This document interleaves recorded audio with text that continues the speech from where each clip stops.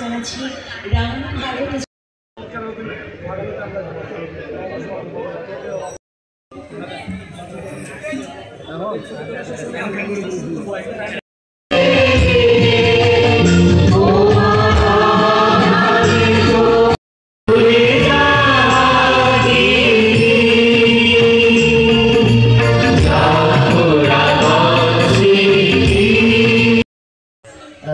আমাদের ঢাকার মধ্যে কিন্তু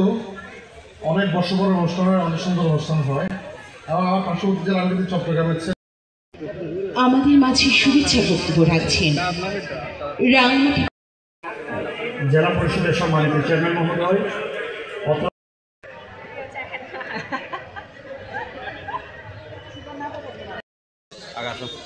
এবং মিটিংয়ের